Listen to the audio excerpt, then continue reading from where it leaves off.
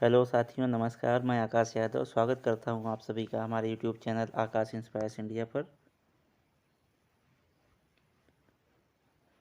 आज से हम लोग शुरू करने जा रहे हैं एनसीईआरटी। एनसीईआरटी के अंतर्गत हम लोग पढ़ेंगे कक्षा 6 से लेकर कक्षा 12 तक की एनसीईआरटी के सभी विषय टोटल डिस्कशन के साथ। तो आइए चलिए शुरू करते हैं।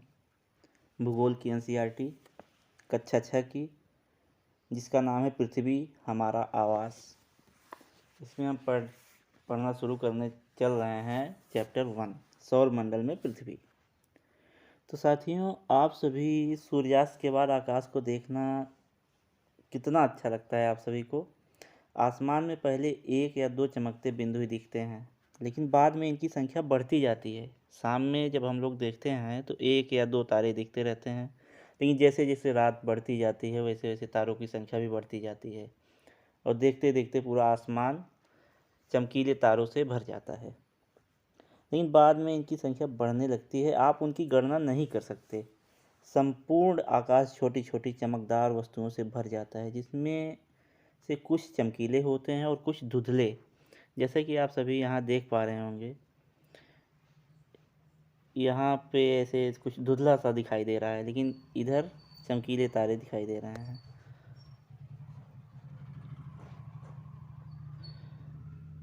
तो ऐसा प्रतीत होता है मानो आकाश में हीरे जड़े हों। ऐसा आप सभी को दिख रहा है इस चित्र में, जैसे आकाश में छोटे छोटे हीरे जड़े हुए हैं। लेकिन अगर आप उनको ध्यान से देखेंगे तो आप पाएंगे कि इसमें से कुछ की टिमटिमाहट अन्य से अलग है। इसमें आप जगह जगह पे अलग अलग जगह पे देख रहे होंगे, टिमटिमाहट कुछ ज़्यादा है, कहीं पे कम है, कहीं कुछ धुंधला दिख रहा है। ये बिना किसी टिमटिमाहट के चंद्रमा के समान चमकते हैं। इन चमकीली वस्तुओं के साथ आप लगभग प्रतिदिन चंद्रमा को भी देखते हैं।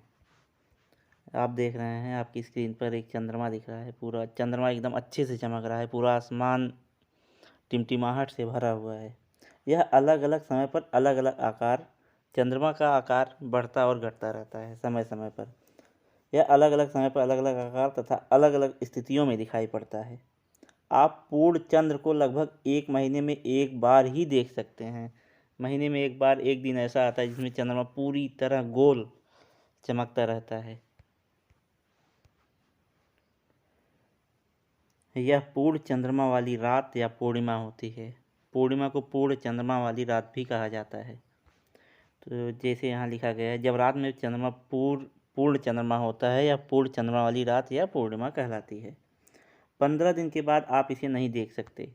15 दिन के बाद धीरे धीरे चंद्रमा कम होता जाता है प्रतिदिन के हिसाब से और धीरे धीरे गायब हो जाता है। 15 दिन के बाद यह नए चंद्रमा की रात्रि या अमावस्या होती है। जिस दिन चंद्रमा पूरी तरह से गायब हो जाता है आसमान से, उसे अमावस्या कहते हैं या नए चंद्रमा की रात कहते हैं। तो आगे चलते हैं साथियों। इसमें दिया गया, क्या आपको इस बात पर आश्चर्य नहीं होता है कि हम दिन के समय चंद्रमा एवं इन सभी छोटी चमकीली वस्तुओं को क्यों नहीं देख पाते? ऐसा इसलिए है क्योंकि सूर्य के अत्यधिक तेज प्रकाश के कारण रात के समय चमकने वाली वस्तुओं को हम दिन में नहीं देख पाते। दिन में सूर्य का इतना ज़्यादा प्रकाश रहता है कि रात में जो चमकीली वस्तुएं दिखाई देती हैं उसको हम लोग नहीं देख पाते। सूर्य, चंद्रमा तथा वे सभी वस्तुएं जो रात के समय आसमान में चमकती हैं खगोलीय पिंड कहलाती हैं। कुछ खगोलीय पिंड बड़े आकार वाले व गर्म होते हैं, एक गैसों से बने होते हैं। इनके पास अपनी ऊष्मा होती है और वह प्रकाश होता है, जिसे वे बहुत बड़ी मात्रा में उत्सर्जित करते हैं। इन खगोलीय पिंडों को तारा कहते हैं। जो खगोलीय पिंड खुद से चमकते हैं और खुद की ऊष्मा व प्रकाश होता है, उन्हें हम तारा कहते हैं। इन खगोलीय पिंडों को तारा कहते हैं। सूर्य भी एक तारा ही है। सूर्य खुद से चमकता है, इसकी खुद की ऊष्मा है, इसलिए सूर्य भी एक तारा है। तो साथियों, आप कापी और कलम लेकर बैठें, जिसमें आप लोग नोट भी करते चलें इम्पॉर्टेंट पॉइंट्स को। छोटे छोटे पॉइंट्स एग्जाम में आते रहते हैं, बहुत सरल होते हुए भी हम लोग गलत कर देते हैं वहाँ पे, इसलिए छोटे छोटे पॉइंट्स को भी न छोड़ें और नोट करते चलें। तो आगे चलते हैं साथियों।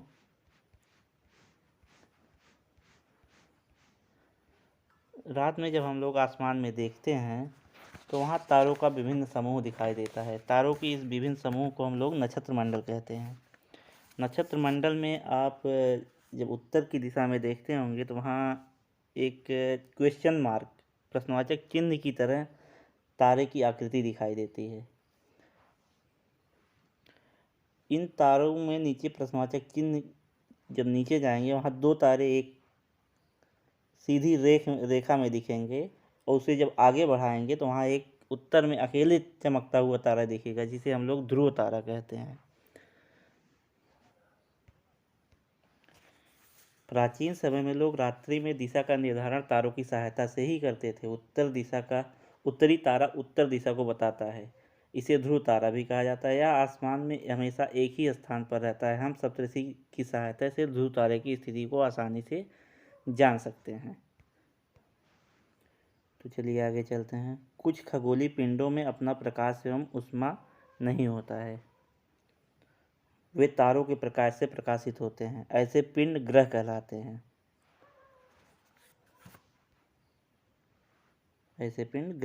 हैं। ग्रह जिसे अंग्रेजी में प्लैनेट, आप देख पा रहे होंगे यहाँ पे प्लैनेट की स्पेलिंग, जिसे अंग्रेजी में हम लोग प्लैनेट कहते हैं। यह प्लैनेट ग्रीक भाषा के प्लैनेटाई शब्द से बना है। ग्रीक भाषा के प्लैनेटाई शब्द से बना हुआ है, जिसका अर्थ होता है परिभ्रमक।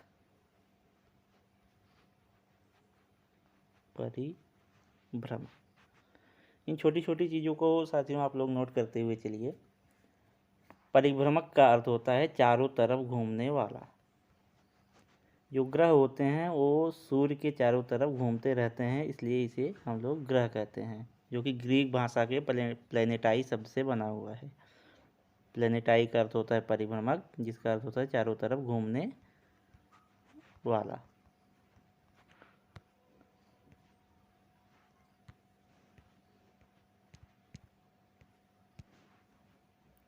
तो चलिए साथियों आगे चलते हैं। यहाँ भी वही दिया हुआ है। क्या पृथ्वी एक ग्रह है? पृथ्वी जिस पर हम रहते हैं एक ग्रह है। यह अपना संपूर्ण प्रकाश एवं ऊष्मा सूर्य से प्राप्त करती है, जो पृथ्वी के सबसे नज़दीक का तारा है। पृथ्वी को बहुत अधिक दूरी से जैसे चंद्रमा से देखने पर यह चंद्रमा की तरह चमकती हुई प्रतीत होगी। पृथ्वी अपना प्रकाश व ऊष्मा सूर्य से ग्रहण करती है। सबसे नज़दीक का तारा पृथ्वी के सूर्य ही है।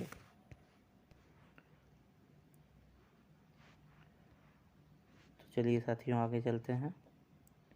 चंद्रमा हमारी पृथ्वी का सहचर है। सहचर अर्थात पृथ्वी का चक्कर चंद्रमा चारों तरफ लगाता रहता है। पृथ्वी का उपग्रह चंद्रमा को कहते हैं। चंद्रमा पृथ्वी के चारों ओर चक्कर लगाता है। चंद्रमा पृथ्वी का प्राकृतिक उपग्रह है।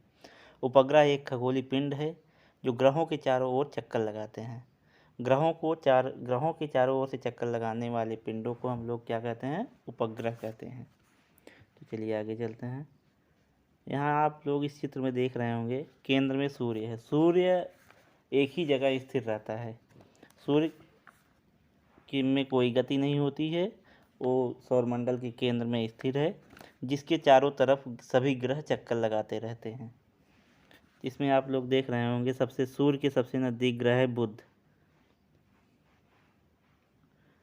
मरकरी, उसके बाद शुक्र, फिर अपनी पृथ्वी, फिर मंगल, फिर ये वाला बेल्ट जो दिख रहा है आपको, छोटे छोटे ग्रह, छोटे छोटे पिंड दिख रहे हैं, इसे क्षुद्र ग्रह कहते हैं। इसके बाद हमारा आता है बृहस्पति, उसके बाद शनि, उसके बाद यूरेनस, उसके बाद नेपच्यून। यूरेनस के बाद आता है नेपच्यून। चित्र में आप लोग देख रहे होंगे सूर्य से बढ़ते हुए दूरी के क्रम में यहाँ ग्रहों को एडजस्ट किया गया है। सबसे पहले क्या आता है? बुध, शुक्र, पृथ्वी, मंगल, उसके बाद क्षुद्र ग्रह आते हैं। ये ग्रहों की श्रेणी में नहीं है, ये छोटे छोटे पिंड होते हैं जो सूर्य के चारों तरफ चक्कर लगाते रहते हैं। उसके बाद बृहस्पति, शनि, यूरेनस और नेपच्यून। बृहस्पति के चारों ओर छल्ले के आकार के दिख रहा है आपको। शनि और यूरेनस और नेपच्यून, इन ग्रहों के चारों तरफ एक छल्ले के आकार की गैसीय परत बनी हुई है,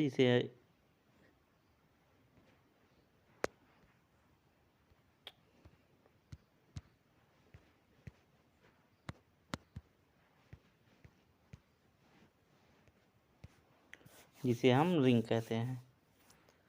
तो इस चित्र से आप लोग को काफ़ी कुछ समझ में आ गया होगा सूर्य के चारों तरफ ग्रह कैसे चक्कर लगाते हैं। तो चलिए और आगे चलते हैं। सौर मंडल, सोलर सिस्टम। सूर्य, 8 ग्रह, उपग्रह तथा कुछ अन्य खगोलीय पिंड जैसे क्षुद्र ग्रह एवं उल्का पिंड मिलकर सौरमंडल का निर्माण करते हैं। इसे हम सौर परिवार कहते हैं। इस परिवार का मुखिया सूर्य है। ग्रह, हमारे सौरमंडल में 8 ग्रह हैं जो क्रमवार नीचे दिए गए हैं।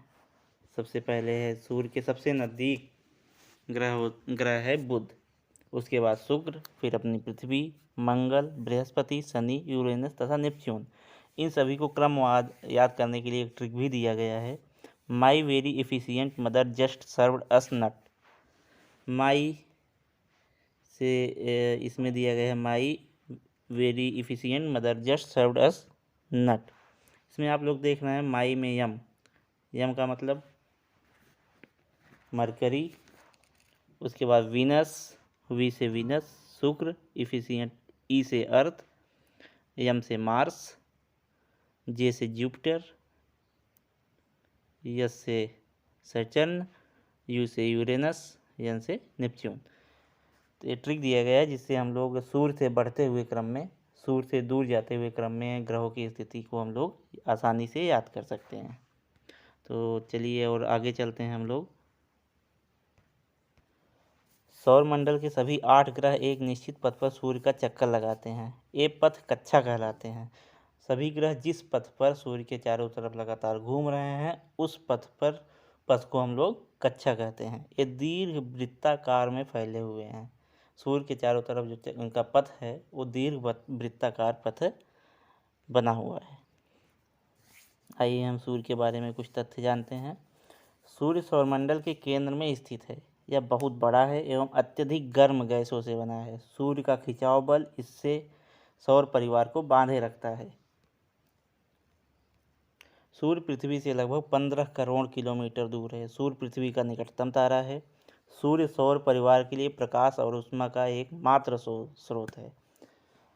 सूर्य से ही सभी हमारी पृथ्वी को प्रकाश, ऊष्मा आदि ऊर्जा प्राप्त होती है। तो अब आगे चलते हैं, सभी ग्रहों के बारे में जानते हैं। बुध ग्रह, बुध सूर्य के सबसे नज़दीक ग्रह है।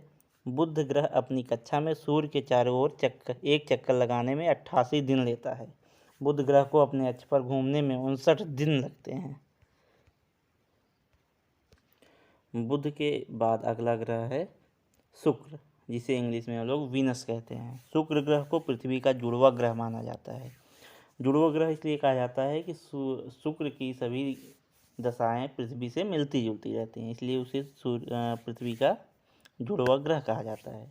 इसका आकार एवं आकृति लगभग पृथ्वी के समान है। सूर्य के चारों ओर एक परिक्रमा लगाने में शुक्र ग्रह को 255 दिन लगते हैं। शुक्र ग्रह को अपने अक्ष में घूमने में 243 दिन लगते हैं। तो आइए अपना अगला ग्रह है पृथ्वी, हमारी पृथ्वी द अर्थ। सूर्य से दूरी के हिसाब से पृथ्वी तीसरा ग्रह है। पहला है बुध, दूसरा है शुक्र, तीसरी अपनी पृथ्वी है। आकार में यह 5वां सबसे बड़ा ग्रह है। पृथ्वी ध्रुवों के पास थोड़ी चपटी है, इस कारण इसे भू आव कहा जाता है। जीवन के अनुकूल परिस्थितियां केवल पृथ्वी पर ही पाई जाती हैं। पृथ्वी ना तो अधिक गर्म है ना ही अधिक ठंडी। पृथ्वी पर वायु एवं पानी उपस्थित है जो हमारे जीवन के लिए आवश्यक है। वायु में जीवन के लिए आवश्यक गैसें जैसे ऑक्सीजन मौजूद है। इन्हीं कारणों से पृथ्वी सौरमंडल का सबसे अद्भुत ग्रह माना जाता है। अंतरिक्ष से देखने पर पृथ्वी नीले रंग की दिखाई देती है। इसकी 2/3 सतह पानी से ढकी हुई है। ऐसा इसलिए होता है नीला रंग, क्योंकि इस पृथ्वी का 2/3 सतह पानी से ढका हुआ है। पानी नीला होने के कारण अंतरिक्ष से पृथ्वी हमारी नीली दिखाई देती है। इसलिए इसे नीला ग्रह भी कहा जाता है। पृथ्वी को एक नीला ग्रह के नाम से भी जाना जाता है। सूर्य के चारों ओर एक परिक्रमण में 365 दिन का समय लगता है। सूर्य अपना परिक्रमण काल सूर्य के चारों तरफ पृथ्वी 365 दिन में पूरा करती है। पृथ्वी अपने अक्ष पर भी घूमती रहती है, जिसके घूमने में एक दिन का समय लगभग 24 घंटे का समय लग जाता है। इसलिए दिन और रात होते हैं। पृथ्वी के चंद्रमा की संख्या एक है। पृथ्वी का एक ही उपग्रह है जिसे हम लोग चंद्रमा कहते हैं।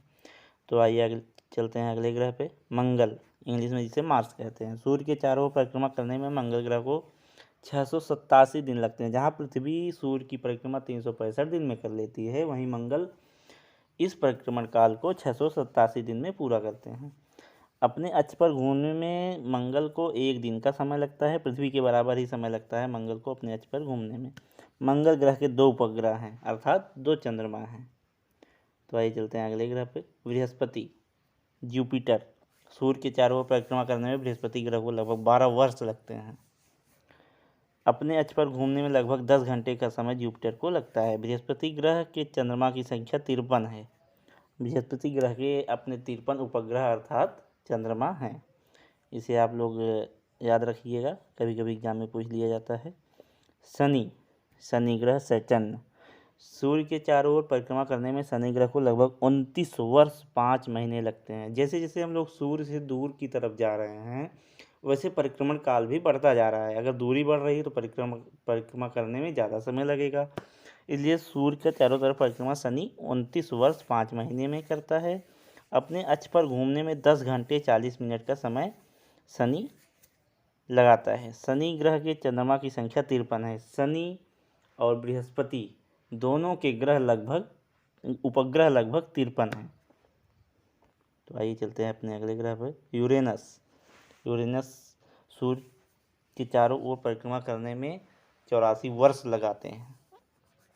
अपने अक्ष पर घूमने में 17 घंटे 14 मिनट का समय लगता है। यूरेनस ग्रह के चंद्रमा की संख्या 27 है। तो चलिए आगे चलते हैं। नेपच्यून, सूर्य के चारों ओर परिक्रमा करने में इस ग्रह को लगभग 164 वर्ष लगते हैं। तो सूर्य से दूरी बढ़ रही है और उनका परिक्रमण काल भी बढ़ता जा रहा है। अपने अक्ष पर घूमने में 16 घंटे 7 मिनट का समय नेपच्यून लगाता है। नेपच्यून ग्रह के चंद्रमा की संख्या 13 है। तो यहाँ हम लोग देख रहे हैं पृथ्वी का चंद्रमा एक है, बृहस्पति के 53 हैं, शनि के भी 53 हैं और यहाँ नेपच्यून के भी 13 चंद्रमा हैं। तो हमने अपने 8 ग्रहों के बारे में जान लिया। आइए दोहरा लेते हैं एक बार। पहला ग्रह था सूर्य से बुध, दूसरा शुक्र, पृथ्वी, मंगल, बृहस्पति, शनि, यूरेनस और नेपच्यून। यही 8 ग्रह हैं जो सूर्य के चारों तरफ चक्कर लगाते रहते हैं।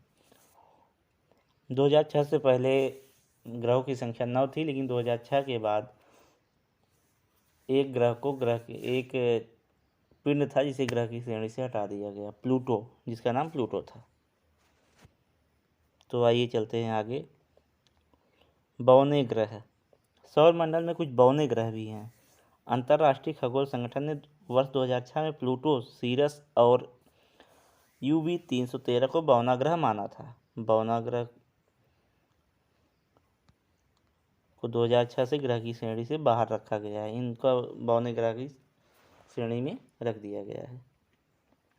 तो आगे चलते हैं चंद्रमा के बारे में जानते हैं। चंद्रमा हमारी पृथ्वी का एकमात्र उपग्रह है। चंद्रमा का व्यास पृथ्वी के व्यास से लगभग 1/4 है। ये अन्य खगोलीय पिंडों की अपेक्षा ये पृथ्वी से ज़्यादा नज़दीक हैं। चंद्रमा हमसे लगभग 3,84,400 किलोमीटर दूरी पर स्थित है। चंद्रमा पृथ्वी का एक चक्कर 27 दिन में पूरा करता है। इतने ही समय में चंद्रमा अपने अक्ष पर एक चक्कर भी पूरा करता है। चंद्रमा पर ना ही जल है और ना ही वायु है। इसकी सतह पर पर्वत, मैदान एवं गड्ढे हैं। चंद्रमा की सतह पर सिर्फ पर्वत, मैदान, ये सब गड्ढे बने हुए हैं। यहाँ जल और वायु बिल्कुल भी नहीं है, क्योंकि और जलवायु नहीं है तो वहाँ जीवन भी बिल्कुल संभव नहीं है। तो आगे चलते हैं। उपग्रह। उपग्रह एक खगोलीय पिंड है जो ग्रहों के चारों ओर उसी प्रकार चक्कर लगाता है जिस प्रकार ग्रह सूर्य के चारों ओर चक्कर लगाते हैं। हमारे सूर्य का उपग्रह, हमारी पृथ्वी का उपग्रह क्या है? चंद्रमा है। तो आगे चलते हैं। मानव निर्मित उपग्रह। प्राकृतिक उपग्रह में तो पृथ्वी का उपग्रह चंद्रमा है, लेकिन हमारे तकनीकी जैसे जैसे बढ़ती जा रही है वैसे वैसे उपग्रह मानव निर्मित भी होते जा रहे हैं, जिसे कृत्रिम उपग्रह या ह्यूमन मेड सैटेलाइट कहते हैं। मानव निर्मित उपग्रह एक कृत्रिम पिंड है। यह वैज्ञानिकों द्वारा बनाया गया है। इसका उपयोग ब्रह्मांड की जानकारी प्राप्त करने के लिए किया जाता है, जैसे मौसमी घटनाएं और अन्य जानकारियों के लिए कृत्रिम उपग्रह बनाकर पृथ्वी से ऊपर छोड़े जाते हैं, जो समय समय पर हमें महत्वपूर्ण जानकारियाँ प्रदान करते रहते हैं। इनको रॉकेट के माध्यम से अंतरिक्ष में भेजा जाता है। हमारे कुछ महत्वपूर्ण भारतीय उपग्रह इनसेट, IRS, एजुसैट हैं। तो आगे चलते हैं। तारों, ग्रहों एवं उपग्रहों के अतिरिक्त असंख्य छोटे पिंड भी सूर्य के चारों ओर चक्कर लगाते हैं। इन पिंडों को क्षुद्र ग्रह कहते हैं। ये मंगल और बृहस्पति की कक्षाओं के बीच पाए जाते हैं।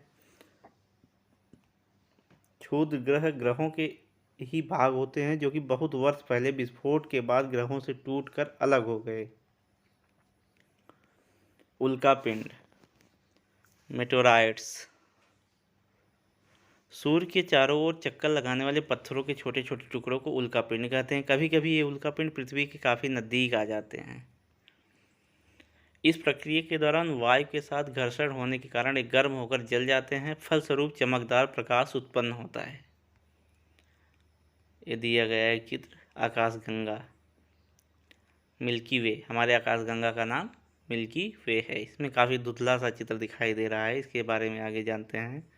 लाखों तारों की समूह वाली पट्टी को आकाशगंगा कहते हैं। हमारा सौरमंडल इस आकाशगंगा का एक भाग है। इस आकाशगंगा में आप सोचिए कितने सौरमंडल हैं, कितनी पृथ्वी, कितने सूर्य, कितने तारे होंगे, असंख्य हैं। अभी तक इसका पता नहीं लगाया जा सका है। आकाशगंगा करोड़ों तारों, बादलों तथा गैसों की एक प्रणाली है। इस प्रकार की लाखों आकाशगंगाएं मिलकर ब्रह्मांड का निर्माण करती हैं। तो आप लोग समझ सकते हैं हमारी स्थिति इस पृथ्वी पर क्या है। एक बिंदु के बराबर भी हमारी स्थिति नहीं है। तो आगे चलते हैं। खगोल शास्त्री। खगोल शास्त्री क्या होते हैं? एस्ट्रोनॉमर्स। खगोलीय पिंडों एवं उनकी गति के संबंध में अध्ययन करने वालों को खगोल शास्त्री कहते हैं। हमारे अंतरिक्ष में जो खगोलीय पिंड हैं, अन्य ग्रह, उपग्रह, क्षुद्र ग्रह, उल्कापिंड, ये सभी चीज़ें जो हैं इनके बारे में अगर अध्ययन किया जाता है तो इस अध्ययन को हमारे खगोल शास्त्री ही करते हैं। भारत के सबसे प्राचीन खगोल शास्त्री हैं आर्यभट्ट। चंद्रमा पर पहुंचने वाले पहले व्यक्ति नील आर्मस्ट्रांग थे। इन्होंने 29 जुलाई 1969 को सबसे पहले चंद्रमा की सतह पर कदम रखा था।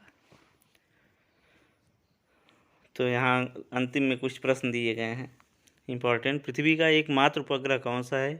तो अभी आप लोगों ने पढ़ा, पृथ्वी का एकमात्र उपग्रह चंद्रमा है।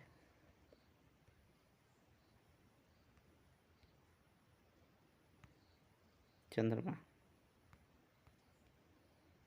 अंतरिक्ष में उपस्थित कुछ भारतीय कृत्रिम उपग्रहों के नाम लिखिए। अभी आप लोगों ने पढ़ा इनसेट और एजुसैट। तो इस भाग में इतना ही। हमारे NCERT कक्षा 6 की कक्षा 6 का पाठ 1 खत्म हो गया है। अब शेष अगले भाग में हम लोग पढ़ेंगे। तब तक के लिए नमस्कार, धन्यवाद। चैनल को सब्सक्राइब करिए और शेयर करिए। अगर यह वीडियो आप लोग को अच्छा लगा हो, इससे कुछ जानकारी नई मिली हो, तो आप लोग इस वीडियो को लाइक करिए।